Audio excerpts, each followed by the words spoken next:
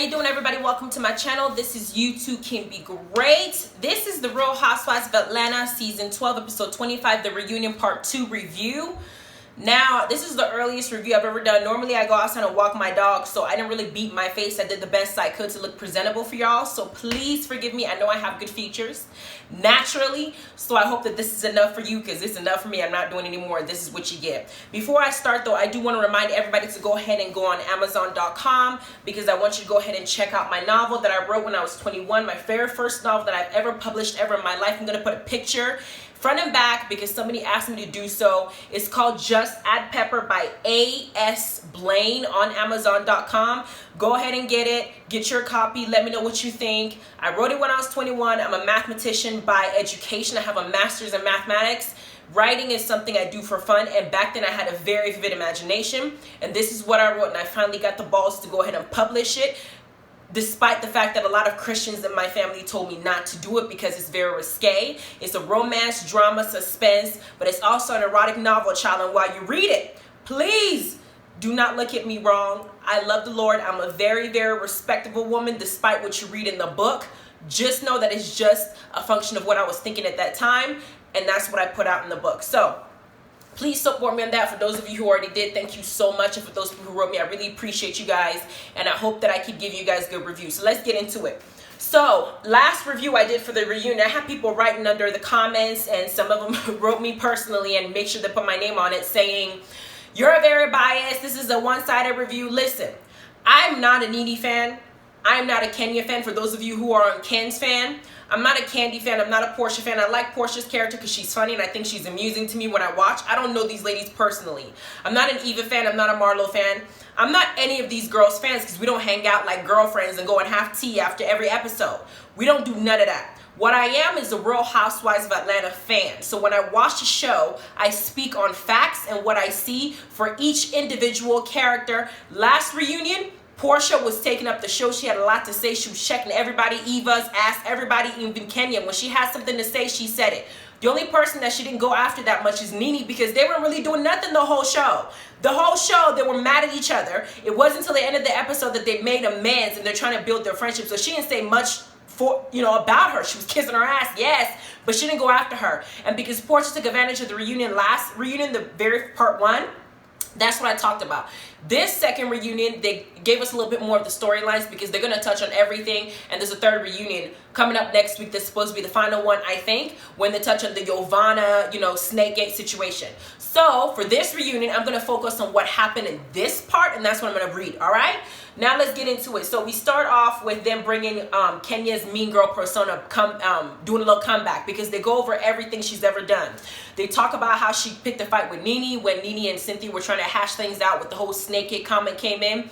Y'all know Kenya and Nene were about to get into a fist fight because Kenya was like, "No, you shut up." It was a mess and they're in a hotel. Meanwhile, Giovanna, who was also part of the bone collector like Kandi, running back and forth and running her mouth, was already out the room. So they showed that part. They also showed Marlo's wig event and Kenya crashing that event, talking about Kenya more hair care, Kenya more hair. And she was walking in. I thought it was funny when she did it.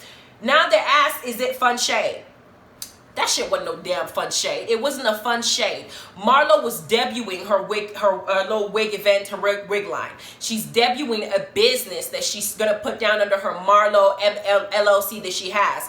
She's trying to find a way to use the Real Housewives of Atlanta to make money outside of just being this messy person. Just like Kenya did with her hair care products and used the show to market it. Now Kenya infiltrating her little show and doing that to Marlo, it wasn't fun shade. They asked Kenya about it, and Kenya says, "Oh no, is it fun shade?" She deflects, because that was deflecting. "Is it fun shade when Shamia and Porsha were making fun of my hair products when they were drinking it and it was water?" The thing is, when Kenya debuted her hair products, if y'all remember, she had some of the products that were legitimate products of hair, but she wanted to present more than what she had because she wanted to put on like a show. It was a whole setting and it was supposed to be presentable. Doing that, she stuffed some of the bottles with actual water. So Shamia's ass drank it and was like, "This shit is water," because it was water. And it was hilarious to think that Kenya was kind of manipulated that situation to try and make it work for her business, and somebody found out about it. Kenya is a little trickster in her own right, and that's what makes her great for the show. And Shamia and Porsha were laughing about it, and they did it on TV, and we saw it happen. So that was also shady. It doesn't excuse what Kenya did to Marlo, right? However, they asked the group, do y'all think it's fun shade? If you think it's fun shade, raise your hand. Cynthia, of course, Cynthia and Kenya have been kissing each other's ass the entire reunion. I'm going to get to why I believe that is as I'm going on. Cynthia raises her hand like, yeah, it was fun shade, but she was the only one. It wasn't no damn fun shade, Cynthia. I know you smarter than that. That wasn't no fun shade. Kenya was being mean. She was being mean, and she was directing it at Marlo. Now, is Marlo a victim? Hell no. Marlo is not a victim to Kenya, despite the fact that Kenya did something that was kind of messed up, because it was messed up to do. Do I look at Marlo and think, oh my gosh, you're a victim because Kenya came and disrupted your wig collection party little debut thing? No, I don't. Why? Because Marlo told Sheree, go hang out with those F-A-G-G-O-T-S. She said that when she was arguing with Sheree seasons ago, right? Which was incredibly disrespectful, all right? Then she told Kenya, that's why your mama don't want you. Which is not just disrespectful and hurtful, but you're hitting below the belt. You're going straight for the gutter, and your horns are showing. You don't tell nobody that their parents don't want them. Sky in Black Ink Crew said that to her son, and I wanted to rip her ass through the freaking screen. What is wrong with you? Don't say that to a child, that your mama don't want you, your daddy don't want you. Do you know the psychological impact it could have on that person, knowing that the person who carried them and gave birth to them don't want them? Are you crazy? Then she also called Kenya a sugar mama when Kenya was dating, or her and Todd were dating, because they were comparing finances between Kandi and Todd, and she said it knowing the little drama that was going on with Mama Joyce and Todd in the first place. So do I look at Marlo and think, oh my gosh, Marlo, you're such a victim. How could Kenya do such a horrible thing to you? Oh, you're not gonna be okay? No, I don't. I feel like Marlo, just like she runs her mouth and says mean things, can bounce her ass right back up even after what Kenya did. Then we move on. They asked Kenya asked, why is the ugliest women on the show want to come for the prettier girls? And at this time, Nene had already jumped into the conversation and inserted herself in going after Kenya as well, because they don't like each other. And Kenya asked why the ugliest woman, referring to Nene, is going after one of the prettier girls on the show. Now, all these women, to me, considering their age, considering the platform they're on, I don't think any of them are ugly, despite what work they've done to themselves, with a breast job, boob job, butt job like Kenya. Do I think they're ugly? No. But if I was going to single who I think is the prettiest, more appealing to the eye out of all the girls, Nene would not be on the top of the list, because unfortunately they put her in the same cast with Cynthia. Eva has a beautiful face, Porsha is gorgeous, and Kenya. So I can't choose her out of the group. So it was kind of fucked up that, Kenya pointed that out. But there's some truth to it. Now, the only thing I didn't like about it is that Kenya said she got a fake chin, fake nose, and fake, everything in Nene. Kenya has no right to talk to Nene about fake anything, because she got a fake booty. So I don't know why she even thought that was a good thing. I think she also did some stuff with her boobs as well. I'm not sure. I think she did. I just know that Nene did her face and her chin and her teeth, because she has veneers. All right. Then we got a fan named Stacy asking Kenya why when she got into an argument with Tanya, she called her the see you next Tuesday. And remember, I talked about this in my review, and I said that is one of the most disrespectful things any female can call another woman. We already got to sit up there and have people calling all sorts of bitches and this and that when they're disrespecting us. We don't want to keep adding new terms to it and adding that to the mix. And Kenya did that, and it was cruel, because Tanya wasn't actually going after her in that way. And of course, Kenya does this pageant apology that she does, when I know damn well she didn't mean it, and Tanya knows she didn't mean that shit, because Kenya has defended her behavior for calling her that the entire show, because she felt like she was justified in doing it after the wig debacle happened, with Tanya trying to make her look crazy about wearing a wig when she has a hair care line, right? So Kenya did not feel bad about doing all of that to Tanya. It's just now that they're talking about it and they're reading what fans are saying of the show. And of course, Kenya, in order to keep her position and be liked on the show, has to give it, a little pageant apology, and hope to God that somebody else catches it, because I didn't take it as realistic. I didn't.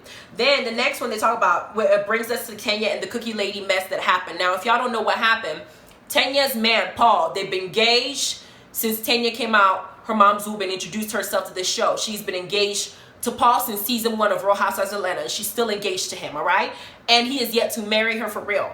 But they went somewhere, I don't know if it was a party or an event, and apparently Paul was accused of having inappropriate conversations with a woman who's known to bake a lot of cookies. So we call her the Cookie Monster. And this woman took it upon herself to get her 5 minutes of fame, to go to Cynthia and Kenya, and I think Kandi, maybe Kenya wasn't there. I know Kenya and Cynthia were there, and brought up the fact of what Paul was doing behind Tanya's back. And of course, while she was doing it, if y'all see the picture that they put of her, she was like, that heifer was feeling herself. She was feeling herself, and she thought she was the most beautiful thing because Kenya pumped her brain up and thinking that she was fine.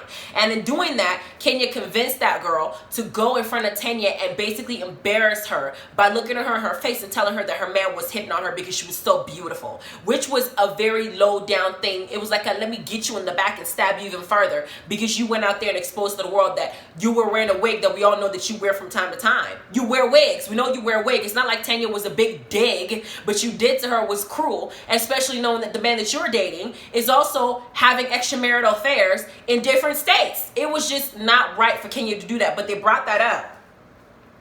And Andy brings up Nene saying that what's happening to Kenya in her marriage is karma. And then they asked Kenya about it. Kenya did not quite acknowledge whether she feels that way. Instead, they asked Nene about it, whether she really believes it still. And Kenya jumps in and deflects the conversation, saying, would what Greg did to her be karma for Nene? Because recently we find out that Greg had been talking to one of Nene's helps, or whatever the case is. And when Nene called him to address the situation, Greg was on the defense, and so she knew he was doing something faulty. So Kenya brings that up and says, do you think that that's karma? Now, Nene, that was a great correlation that Kenya made, because it fits the bill. If Mark messing around or texting somebody behind Kenya's back is her karma, then it will make sense for this situation with Greg talking to another female that actually works for Nene to be karma for her based on her behavior. That is a good correlation. That's a great thing. That was a great read for Kenya to say. However, I'm thinking about the two. Kenya has not been able to sustain a relationship with virtually anybody since she's been on the show. She's not been able to hold a friendship for a considerable amount of time. Her and Cynthia just recently became close. Her and Eva are still getting to know each other. Her and Kandi recently got close after Kandi's relationship with Phaedra ended. Kenya came to the show with a fake boyfriend. Even though she's beautiful, she had a fake boyfriend when she first came to the show. Then she dated another guy who broke through her window. And then she found herself trying to flirt with Apollo. And then she found herself talking about everybody's relationship that Marl got her by referring to the fact that she didn't have a good relationship with her mom. Kenya has not been able to sustain a healthy relationship with several people in her life, and not just romantically, but platonically. With Nene has been in her marriage for over 20 years, and there's been a lot that has transpired between Greg and Nene. They've had infidelities, they've had divorces, and they've gotten remarried again. They've had time in. So am I going to compare Kenya and Mark's 2-year debacle, because it's only been 1 or 2 years and all this shit is happening in their relationship in that short amount of time, to what Greg did to Nene after he's gone through cancer, after he's gone through divorce, after they've gone through infidelity, after they've been together for 20 some odd years? Do I compare the two? Hell no. Because for Greg keep going, taking his ass back to Nene, there has to be something there that she's doing right. I don't necessarily say it's the best marriage, but hell, that's what I'm seeing on my end. Hell, you don't divorce somebody and remarry them. I mean, he was over there kissing Nene's ass when he was trying to get back married to her. I just want Nene to be my boo. He was singing poems and everything. So I know that Kenya's comparison was accurate, but considering the duration of the relationships and what I've seen, I don't think I wouldn't look at it that way. I could be wrong though. Then Andy asked Kenya why she didn't initially tell Tanya that she was talking about Paul when she brought it to the group, saying, hey, if you knew that somebody in the group was being cheated on, would you tell them? And Kenya lies and backpedals and says that she didn't initially mean it. She wasn't initially talking about Tanya and Paul. That was complete bullshit, and I don't believe. This is, again, Kenya doing the whole pageant thing, like somebody asking you a question and you got this well-rehearsed answer that you're gonna give, even though that shit don't make no damn sense. And she gives this, and Kandi jumps in and Cynthia jumps in, and we all find out that Kenya actually had onto this information. She held onto this bullet, and Cynthia herself confirmed that she didn't think that Kenya was going to use that information in a mean way unless she's mad at Tanya, which means it's within Kenya's character to use whatever information she find out about you that could hurt you as a weapon instead of trying to let you know, especially when it's about somebody's relationship. So for her to sit up here and say, oh no, what, it wasn't about Tanya initially, that's a bull-faced lie, and I caught that one.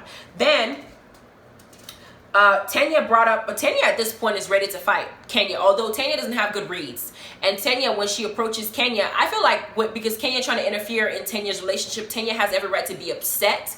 However, the fact that Paul talked to the cookie lady at all means that Paul has a lot of responsibility, first and foremost, before Kenya, for her to be pissed off at him. Hopefully she goes home and has the same energy with Paul that she has with Kenya, because it's not Kenya's fault that she exposed the shit in a messy way. It was Paul's fault for even having a conversation with that lady that thought she's so beautiful in the first place. And while Kenya is talking, Tanya is interrupting her, and Tanya says what with her accent: Kenya, you've talked all day. Zip your mouth so somebody else can say something. And it's like, everybody's looking at Tanya and they're thinking that this is a read. It's not a read. Tanya, it's not a read. It's you trying to get your word across. We know you don't like Kenya. We know that Kenya did something foul, but we want to hear what you said to Paul, because I want to know how you handled it when he went home. What did he say to you when you went home and asked him how he created a situation for somebody to come and do this shit to you and embarrass your ass on TV? That's what I want answered. Then Cynthia also confirmed that in Canada she already told Tanya about the cookie lady situation.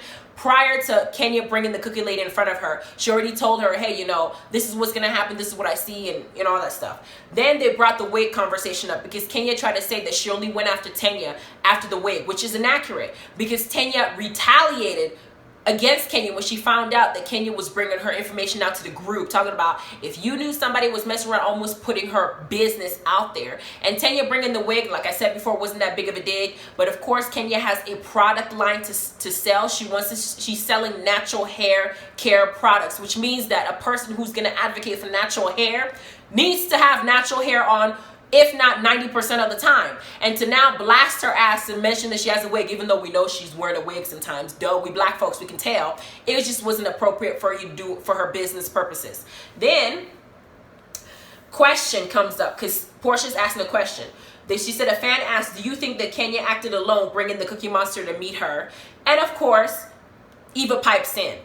Why? Eva says that she was trying to she said, Tanya, I was trying to take you away. I removed you from that situation when it happened. I wanted to save you. Basically, she was trying to help her. Tanya's like, no, Eva, you ate all them damn cookies. Eva said I was pregnant. Why is Eva? Why? I just feel like she's saying some shit because she wants to make herself relevant on the show. Shut up. Then Kenya decides to kiss Cynthia's ass because they brought Cynthia into the situation, saying Cynthia also holds a responsibility in this situation, because she had initially told the cookie lady to show up at Brooklyn's birthday party and let Tanya know what her man was doing behind her back, which was a messy thing to do, but she did do it. Then Kandi jumps on Cynthia's bandwagon and said that she didn't think that Kenya decides to kiss Cynthia's ass by basically saying that Cynthia was innocent in the whole situation, which was a damn lie, because she's not. Cynthia was mad at Kenya for bringing that up to Tanya during the cookie lady meeting, because Kenya had turned on Cynthia, if y'all remember, being mad at her when Tanya told Kenya, listen, Cynthia already disclosed to me that you knew about this information prior to what you did in the first place. Then Kenya said, well, Cynthia is the one who wanted to bring the cookie lady to Brooklyn's birthday party, and now that Cynthia already went after Kenya in the past episodes saying you threw me under the bus, Kenya had to apologize for it over and over again, because that was a fucked up thing to do to her actual friend that she's claiming to be close to sisters with, right? So Kenya's office is going to kiss Cynthia's ass, trying to defend her because she don't want Cynthia to be mad at her again. That's what that was. Then Porsha decides to go ahead and join and pipe in because she brought in the question, and the entire episode Porsha was going after Kenya a lot, and I didn't understand to the extent why, because the way I see it is, initially when the show began, Porsha and Kenya were trying to be friends. They were trying to be not trying to be friends, they were trying to get in a better place, especially because now they were both new mothers and they were trying to bond from that. The way that Porsha was going after Kenya, and as much as she was telling her to shut the hell up and mind your business and stay out of this, she was instigating a lot of things. It could have something to do with the fact that Nene is back in her life. It could.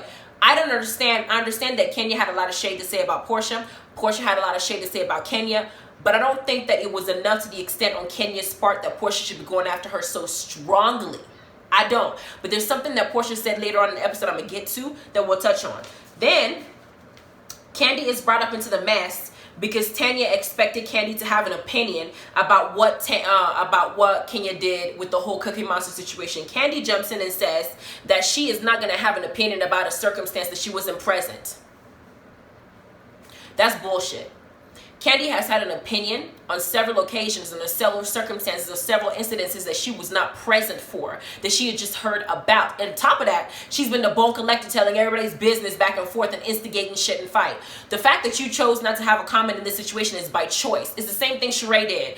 I don't have to tell people nothing is my choice. I don't have to be the bone collector. You only need the bone collector when it's convenient for you to be relevant. You didn't think that Tanya's drama was enough for you or was pertinent to you to even make you relevant, so you didn't touch on that. You just let everybody else do it because it's Kenya, Tanya, Cynthia, and Eva's drama.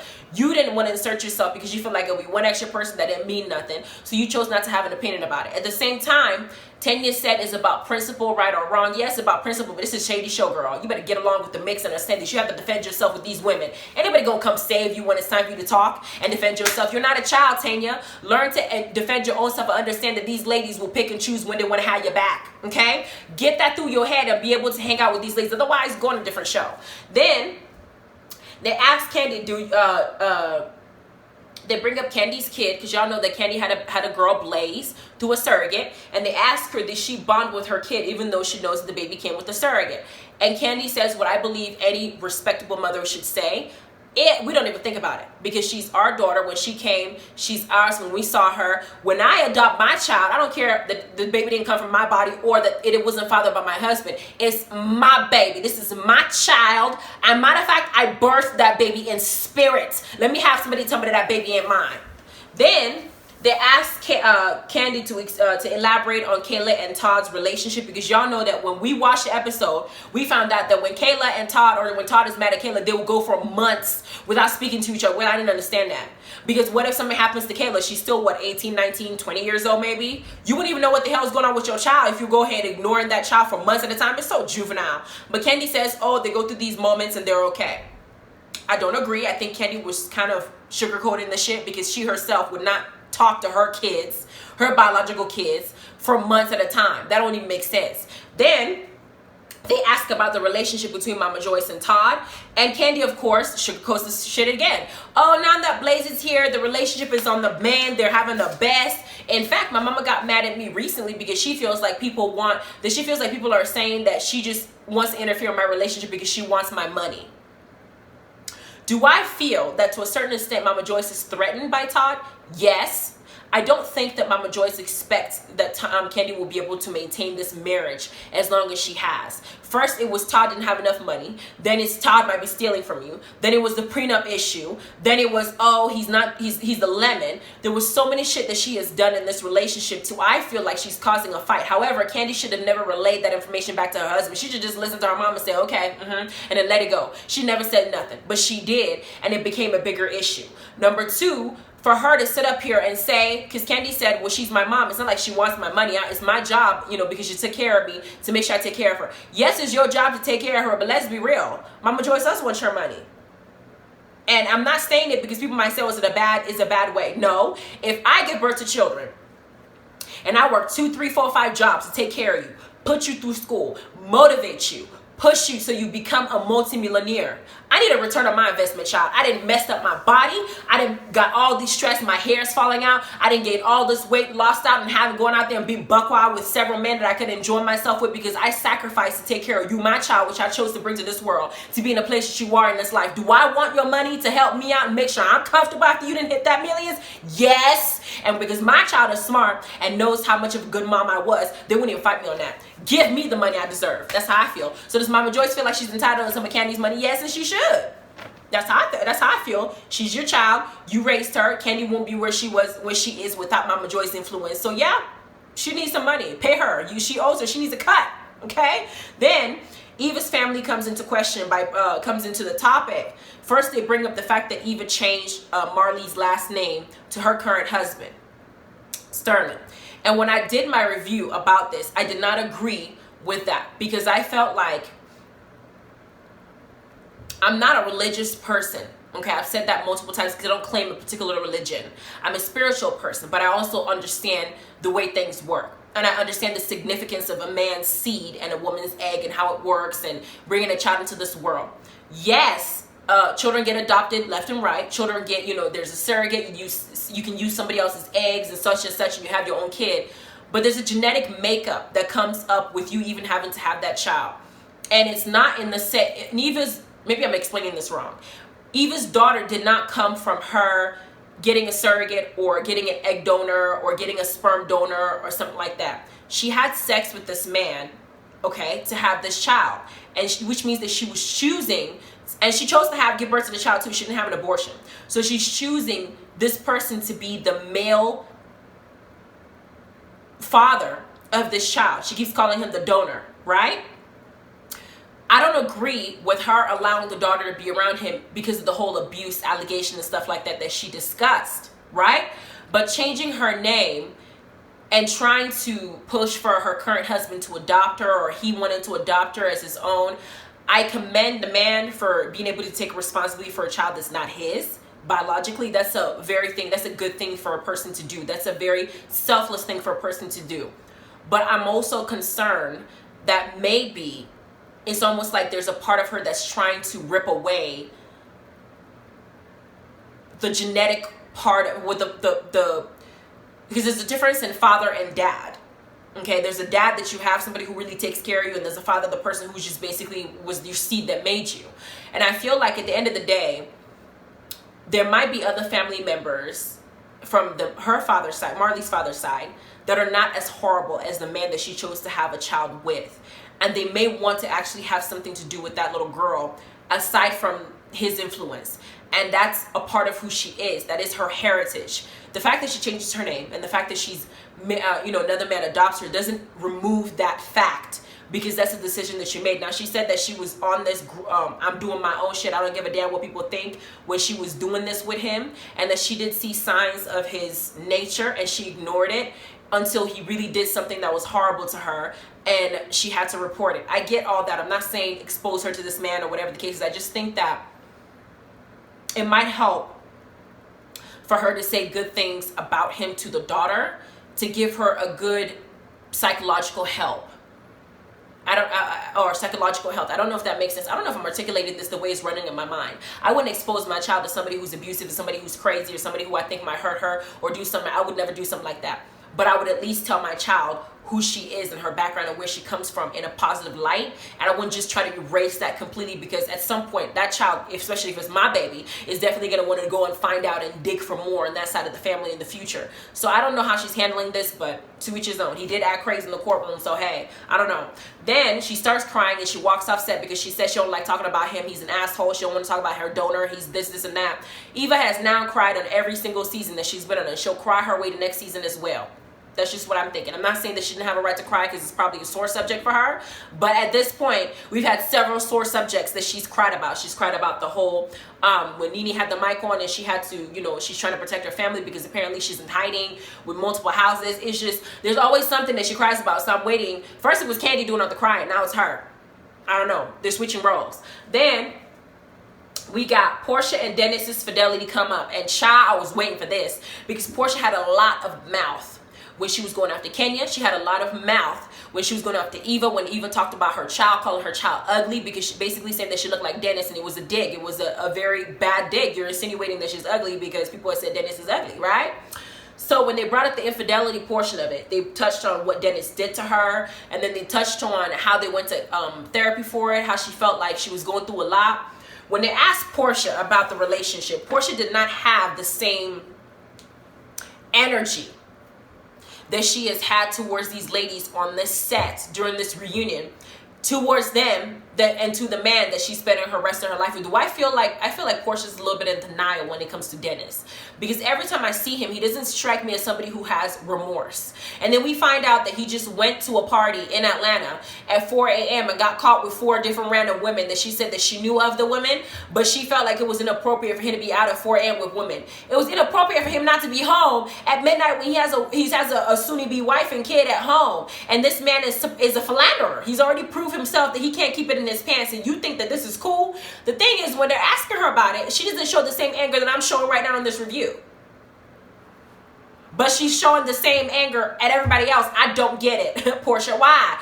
Then they bring up the whole rabies situation and the insinuation of the animals, all that stuff. They talk about it. I just brush it off because I already touched it on in one episode. I'm not going back to that one. Then they asked Porsha, do you think that you moved too fast with Dennis? She said yes. I said yes because I know that Porsha saw all his money. Everything that she was saying when we first watched them together before this incident happened, it was money this, money that, everything was about money. What she saw and what she said, this is perfect for me. He has all this money in the world and this is what she wants, to be a trophy wife, beautiful and getting all the things she wants. This is what she saw for herself. Then Andy asked Kandi about not commenting on Porsha's relationship with Dennis. And Kandi says, you know, because her and Porsha are starting to get back on good terms, especially because after the whole Phaedra incident happened, that she didn't feel it was appropriate to bring up the whole Dennis. Because y'all know that the drama that happened with when Porsha started dating Dennis, when Kandi brought one of his exes to her party, and you know, it just became a mess. It was just smart for her not to say anything because it would have put a damper on their relationship and they wouldn't be able to move forward. And that was a smart choice. But here comes Nene. Last reunion, Kandi inserted herself into Nene's Nene's relationship with Wendy, saying that Nene's relationship with Wendy was an opportunistic one, and she was questioning why Nene didn't go hard and go in on Wendy when Wendy was calling her that girl over there, that girl over there. And Nene says that she is not going to comment on her relationship with Wendy, that they are neutral with one another. Kandi just explained that she is not interfering in Porsha's relationship with Dennis because it's not good for their relationship.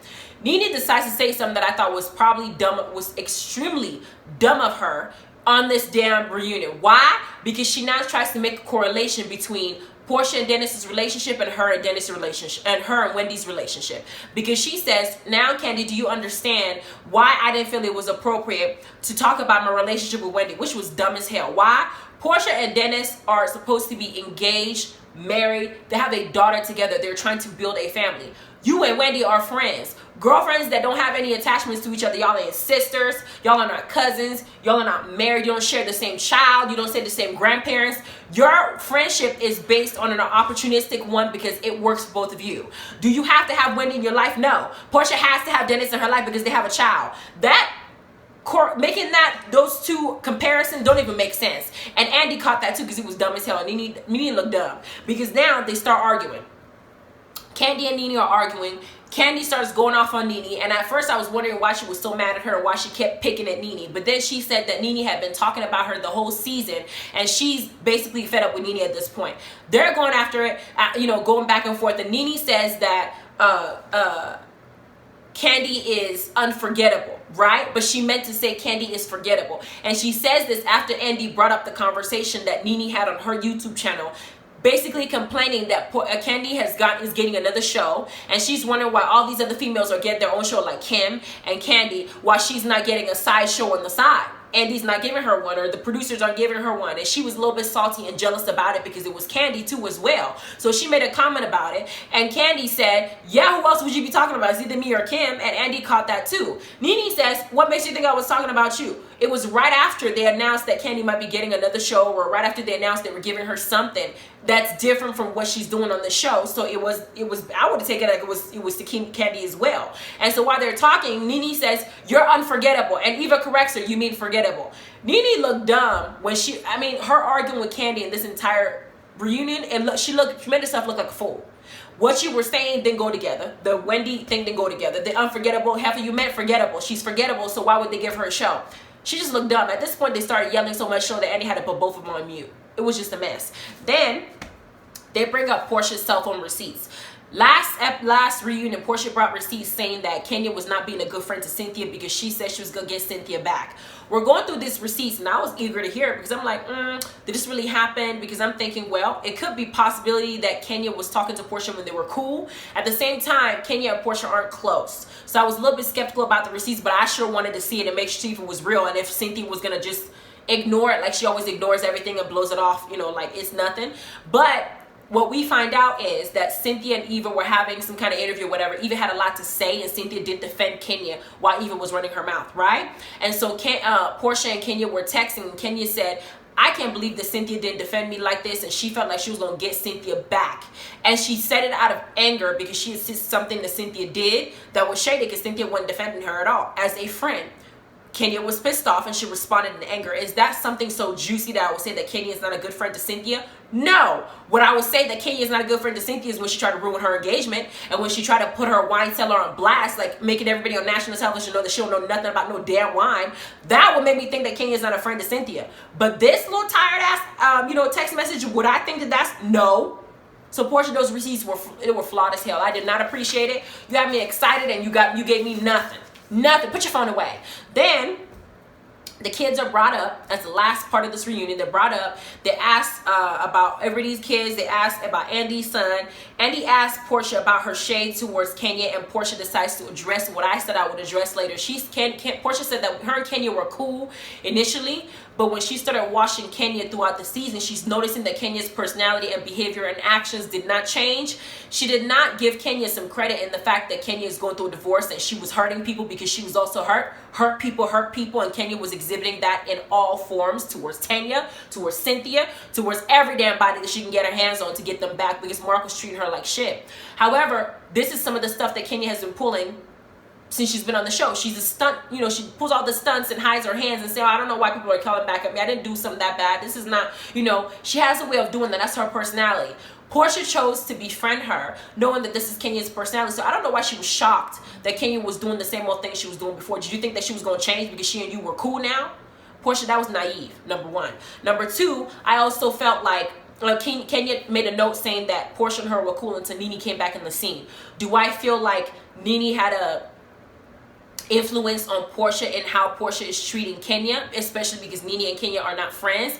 Yes, because Porsha can be easily manipulated by her friends. She was manipulated by Phaedra with the Kandi situation, and now she's being manipulated by Nene with the Kenya situation. Porsha does not know how to stay neutral when she's friends with people. That is a guaranteed fact, and that's what we have observed. So yes, that also plays a role in why Porsha is being so hard on Kenya and how how Kenya behaves. I do feel like if Nene was out of the picture and she never came back, or they never mended things, maybe Porsha and Kenya's relationship could have built, even though they were throwing shade at each other through, in the screen. Because Porsha was throwing shade about Nene's wig, left and right, all about her hair. She did that. And then Kenya also was throwing shade about the doggy style situation when she was referring to Dennis and Porsha's relationship. They were both throwing fun shade, but I think that their friendship would be like this stale had Nene not been in the picture. No. Then Andy brings up Kenya shading Porsha with Shamia and the false labor. And Shamia had apparently gone online saying that Kenya was lying because she didn't go into labor until a month after she already texted Kenya. And they brought it up and they brought receipts. Andy's reading the receipts. Porsha says, throw her receipts away because even Shamia said she was lying. And Kenya said she don't want to be called a liar. Kenya, have I caught you in several lies since you've been on this season? On this entire franchise? Yes, you lied about your boyfriend when you first came on the show. You have a way with words when you do something wrong to people. You don't know how to properly take ownership. You and Nene have similarities in your character. Whenever you give apologies, it's almost like either they're kissing each other's ass or they're, when Cynthia asked for an apology when she was making her look dumb in her wine cellar, she just kissed her ass. I think you're a wonderful person. I think you're a sister. Your business speak for himself. I just think you're this. You're queen. She was just going off instead of saying, what I said was wrong. It was cruel. I was just in my feelings. You should never have made you look dumb. I'm sorry. Nene does the same thing because when you ask Nene about it, Nene will say, well, she did this to me and this and this. Was that okay? Not one of them. Neither one of them know how to take responsibility for nothing. Kenya did throw Porsha under the bus when she said that in that little table. She said, I don't know why she would contact me when Porsha's her closest friend. What happened? It was shade. And Shamia, being that she's still friends with Porsha, went and corrected it and said that the way you put it was a lie. I'm looking at the same thing. This reunion, it was cool.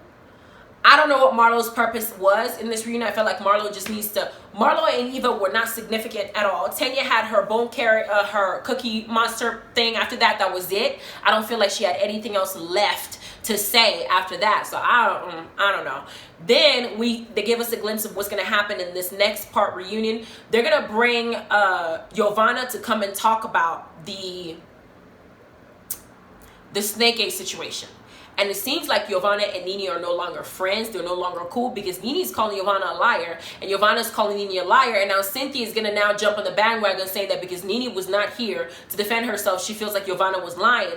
That speaks for itself. So Cynthia is going to now believe whatever Giovanna is saying because she hasn't talked to Nene yet. They did ask him about their friendship, Cynthia and Nene's friendship, and they said, you know what, it's baby steps. Cynthia is going to question everything that Nene does from now on because the trust is broken. Will they ever be friends? No. Cynthia was right when she said, you know what, we're a sisterhood, we're a dysfunctional sisterhood, because one minute we're friends, next minute we're not.